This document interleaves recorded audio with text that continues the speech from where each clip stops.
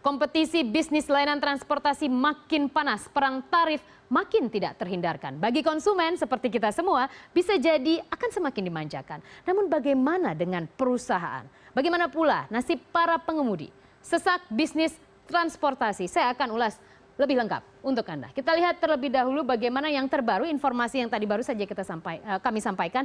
Kita lihat bahwa pada tanggal 13 April, pada bulan yang sama, kita lihat bahwa Uber mengeluarkan layanan yang mirip, sangat mirip, bahkan sama dengan apa yang ditawarkan oleh Gojek, yaitu dengan memberikan layanan bukan hanya mobil yang bisa kita sewa ataupun kita gunakan dari Uber, namun akan ada motor nanti di sana. Ada Uber motor yang hingga saat ini tampaknya sudah saya bisa melihat beberapa, meskipun belum begitu banyak armadanya, namun ada beberapa di jalan dan kesaksian di blog-blog para beberapa orang sudah menuliskan bagaimana pengalaman mereka menggunakan Uber motor. Tepatnya tanggal 13 April Uber motor merilis bahwa mereka juga memiliki fasilitas untuk ojek berbasis aplikasi. Dan kita lihat setelah tanggal 13 Uber mengeluarkan layanan sama yang persis sama seperti pionir dari ojek berbasis aplikasi yaitu Gojek, ternyata hanya selang beberapa hari kemudian dari 13 April ke 19 April kita lihat itu sangat dekat, hanya berjarak 6 hari kemudian Gojek justru mengejutkan dengan sebuah layanan yang baru yaitu GoCar. GoCar ini mirip sekali dengan apa yang ditawarkan Uber pertama kali, yaitu dengan penyewaan kendaraan roda 4. Jadi kini Gojek tidak hanya terbatas dengan banyak fasilitas yang dia miliki. Saya mencoba merilis beberapa saja ataupun mengurutkan beberapa yang dimiliki oleh Gojek. Yang pertama kita lihat ada ojek online, kemudian ada GoSend untuk mengirimkan barang, ada GoMart berbelanja dengan menggunakan ojek. Aduh banyak sekali dan saat ini dia mengeluarkan lagi salah satu itu GoCar. Tidak hanya itu, di informasi sebelumnya Anda juga tahu mereka punya GoPay. Jadi mereka memiliki sistem pembayaran sendiri, tidak bergantung lagi dengan credit card ataupun yang lainnya. Mereka memiliki sistem untuk pembayaran sendiri. Dan ini membuktikan bagaimana perusahaan, saya menyebutnya ini calo pelayanan transportasi. Karena mereka tidak memiliki armada satupun. Mereka tidak memiliki pool satupun. Mereka hanya menjadi broker ataupun calo dari konsumen dengan yang punya kendaraan. Sangat brilian ide seperti ini. Dan mereka saat ini head to head antara Gojek dan juga Uber. Jadi Uber mencoba mengambil pasarnya Gojek. Gojek tidak mau kalah juga merilis apa yang dilakukan oleh Uber yaitu dengan merilis GoCar. Jadi Anda bisa memesan juga saat ini melalui aplikasi Anda bisa memesan mobil via aplikasi Gojek Anda. Luar biasa.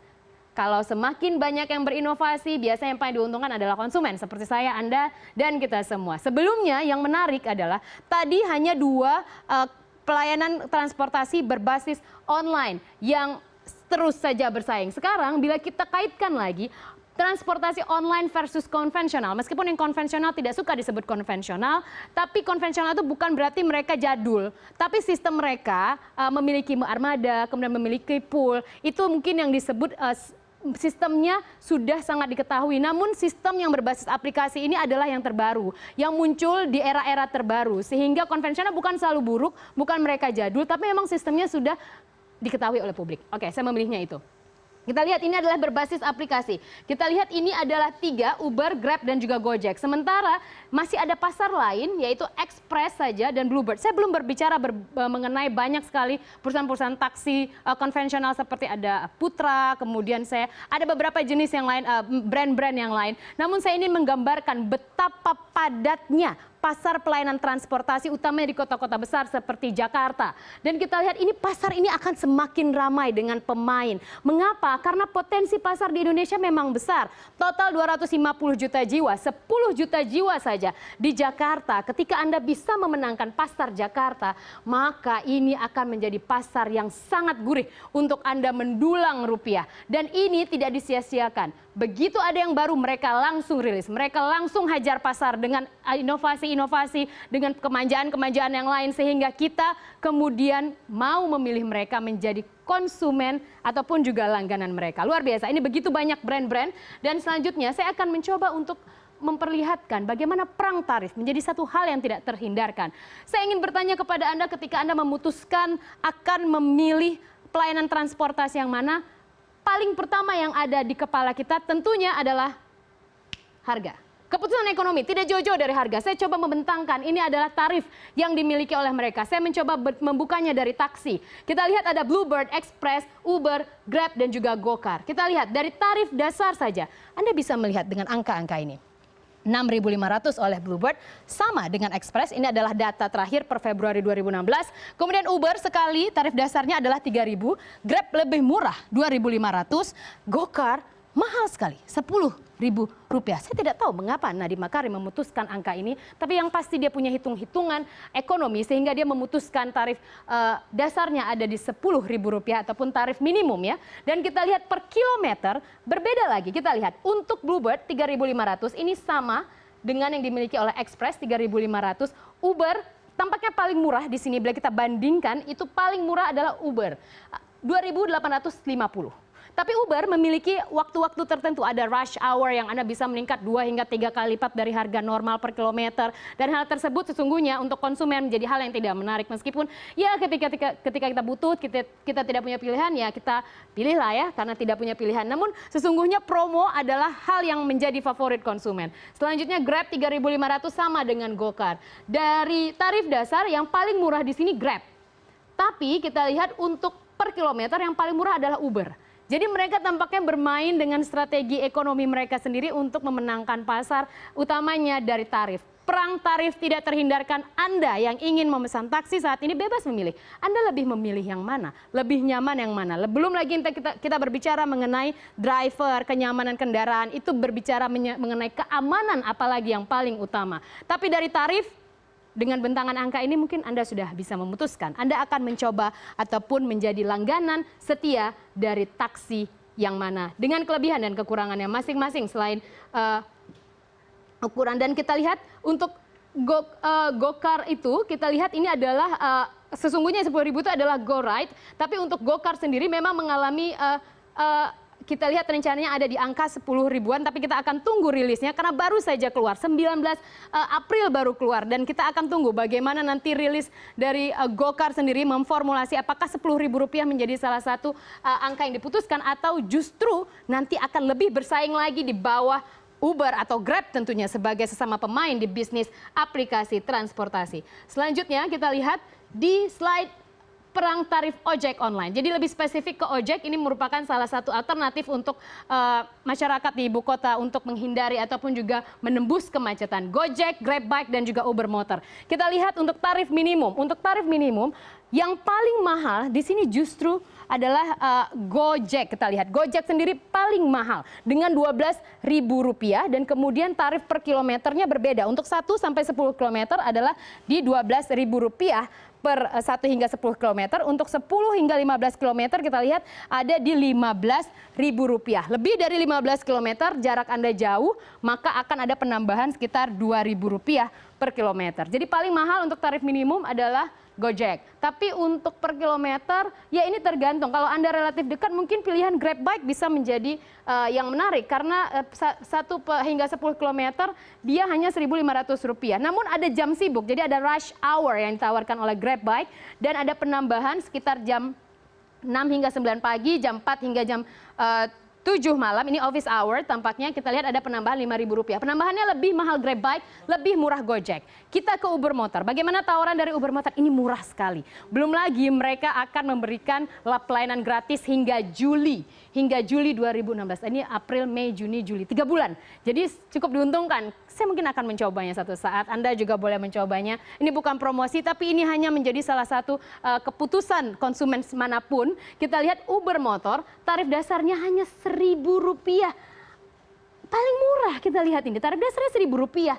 Kemudian kita lihat tarif minimumnya juga Rp1.000. Anda boleh menaiki mereka hanya dengan bayar uang Rp1.000. Koin Rp1.000 juga ada ya. Kemudian per kilometernya Rp1.000 dan per menitnya ada Rp100. Ada per menit, jadi tampaknya kemacetan itu menjadi salah satu barometer juga untuk harga mereka. Karena ada per menit. Jadi Anda bayangkan akan semakin macet, waktu semakin lama mereka akan main diuntungkan di situ. Untuk per kilometer, saya rasa kalau untuk Grab Bike dan Gojek, mereka sudah pernah memberikan promo-promo berapa waktu yang lalu. Uber baru masuk di sini dengan promo yang seperti itu. Saya rasa menarik karena memang sudah selayaknya ya mereka akan memberikan promo-promo karena ini merupakan rilis awal. Hingga Juli, menarik Uber Motor ataupun Uber masuk ke segmen ojek, mencoba memangsa pasar Jakarta dan kita lihat bagaimana kesuksesan mereka ke depan.